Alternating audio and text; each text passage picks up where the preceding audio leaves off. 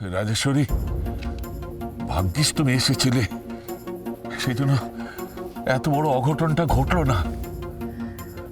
আর আমি তো ভেবেছিলাম যে তুমি এই বাড়িতে আসার পর আদি অনেকটা শান্ত হবে, মানে রাজেশ্বরীকে আদির দায়িত্ব সামলাতে হবে না। কিন্তু আমার সব ভাবনা, সব ধারণা তো ভুল প্রমাণিত হয়ে গেল। সেই রাজেশ্বরীকে তো ছুটে আসতে হলো এই শরীর নিয়ে। আদি তো কিছু বোঝে না, ও ভাবে আমি যে সবসময় ওর বিরুদ্ধে কথা বলি, কিন্তু আমি যে কত অসহায় সেটা বুঝবে কি করে?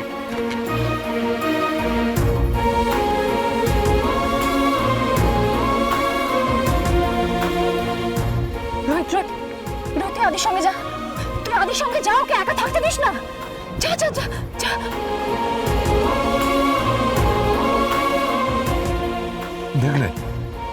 দেখলে কৃষ্ণা, একটা কথা বলার উপায় নেই, বাবুর গোসা হয়ে যাবে। আপনি ঘরে যান দাদা। হ্যাঁ, তাই যাব। এছাড়া আর কি করতে পারি বলো? সবকিছু নিজের চোখে দেখবো, বারবার অপমানিত হব, তারপর নিজের ঘরে যাব। আর কি আর কি?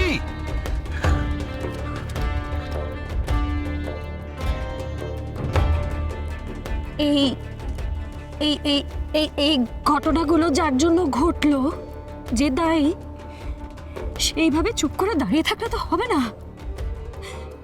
জবাবদিহি তো করতে হবে না? কেন তুমি এরকম করলে ঈশা? হ্যাঁ রাজেশ্বরী, এবার থামো না। অনেকক্ষণ তো বললে, মেয়েটা তো চুপ করে দাঁড়িয়ে সব শুনলো। এবার ছাড়ো, যাও তুমিও ঘরে যাও। কাকিয়া, কথা শোনার মতো কাজ যদি কেউ করে, তাহলে তো তাকে কথা শুনতেই হবে, তাই না?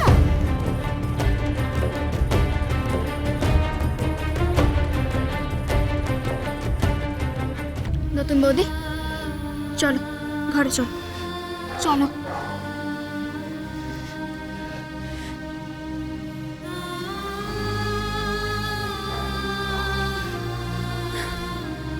এবার শান্তভাবে আমায় বলো তো, কি হয়েছে? আদির সঙ্গে তোমার কি নিয়ে অশান্তি হয়েছে? কাকে বিশ্বাস করো, আমি একদম বুঝতে পারিনি। আদিকে যে দাদার কথা জিজ্ঞেস করলে এতটা রিয়াক্ট করবে, আমি একদম বুঝতে পারিনি। অগ্নির কথা জিজ্ঞাসা করেছিলে তুমি আদিকে? হ্যাঁ কাকিয়া, আসলে আসলে তখন একটা ফোন আসলো না, তখনই আমি তোমাকে বলতে চাইছিলাম, কিন্তু বলা হলো না। তুমি ফোনটা নিয়ে বাবার কাছে চলে গেলে। ফোনে ফোনে কি বলছিল? কাকিয়া, তখন না ফোনে একজন খুব তাড়াতাড়ি বলছিল, অগ্নি বেঁচে আছে, অগ্নি বেঁচে আছে।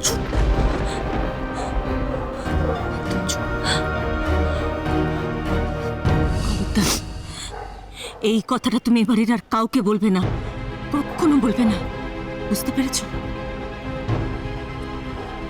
এই 7 বছরে এরকম বহুবার বহু খবর এসেছে, সব উড়ো খবর। আর এই খবর শুনে দাদা প্রত্যেকবার ছুটে গেছে, প্রত্যেকবার নিরাশ হয়ে ফিরে এসেছে। রাজেশ্বরী আর আদিকে তো দেখলে ওরা কিভাবে রিয়াক্ট করে, বিশেষত এই সময়টাতে ওরা খুব আপসেট থাকে। এর মধ্যে যদি এই ধরনের খবর দাদার কানে যায়, কি হবে বুঝতে পারছো তো?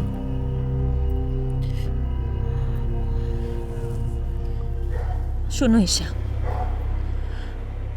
ওই অ্যাক্সিডেন্টের পর থেকে 7 বছর ধরে এ বাড়ির অনেক কিছু ধীরে ধীরে হারিয়ে যাচ্ছে, সুখ, শান্তি, সব। আসলে অগ্নির ওপর দাদার খুব ভরসা ছিল, অনেক স্বপ্ন ছিল অগ্নিকে নিয়ে, সেসব তো গেছেই। উপরন্তু আদিটাও ঠিক দাদার মনের মতন হতে পারল না। অগ্নির জায়গা আদি কোনোদিনই নিতে পারল না। দেখতে তো পাচ্ছ মানুষটা কিরকম ভেঙে পড়েছিল। এরপর আবার যদি এরকম ধরনের খবর কানে যায়, হার্ট অ্যাটাক হয়ে যেতে পারে। না কাকি, সেই জন্যই বলছি একটু সামলে চলো। তোমার মনের অবস্থাটা আমি বুঝতে পারছি। নতুন বিয়ে হয়ে এসছো, তারপর থেকে তোমার উপর একটার পর একটা যা যাচ্ছে, তাও বলছি একটু সামলে নাও, একটু সময় দাও। আদিকে তো তুমি এখনো ভালো করে বুঝলেই না, চিনলেই না। একটু ভালো করে বোঝো, একটু চেনো, তারপর না হয়। একদম না। টিয়া, হ্যাঁ মা, ওকে ঘরে নিয়ে যা, যা, সাবধানে যা। চলো।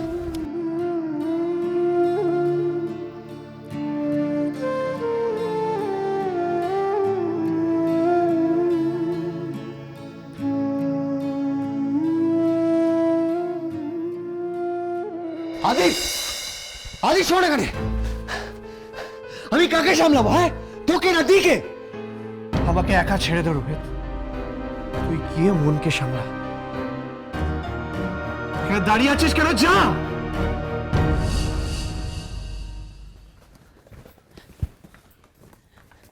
আদি, আদি তুমি ঠিক আছো? আদি,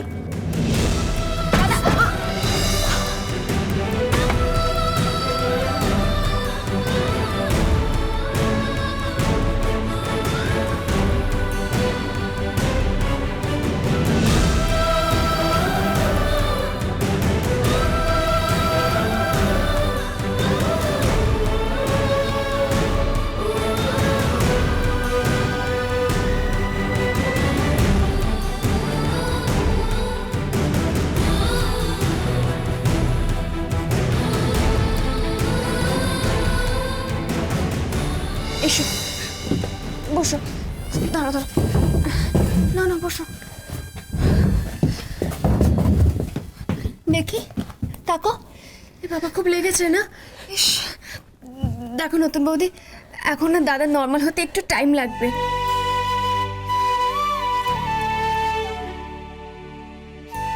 আমার সম্পর্কে খবর জোগাড় করছো? এইভাবে টর্চার করতে চাও আমায়? ছি, আই হেট ইউ। আমি জানতাম না যে তুমি এত নিচে নামতে পারো। আমার এই দুর্বল জায়গায় তুমি।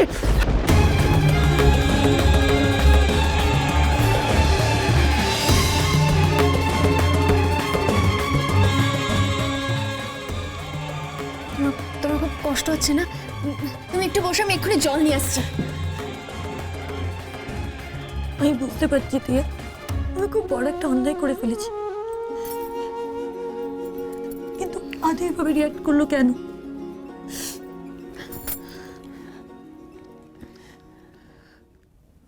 দাদার অ্যাক্সিডেন্টের জন্য নিজেকে দায়ী করছে কেন? প্লিজ প্লিজ টিয়া, চুপ করে থেকো না, আমার থেকে কিছু লুকিও না, প্লিজ কিছু বলো। নতুন বৌদি, তুমি বিশ্বাস করো, আমি তোমাকে সত্যি বলছি, আমি আমি আমি ব্যাপারে কিচ্ছু জানি না, কিচ্ছু না।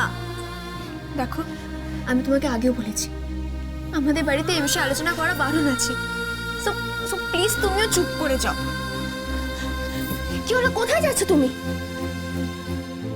যার কাছে এই প্রশ্নের উত্তরগুলো আছে তার কাছে যাচ্ছি টিয়া।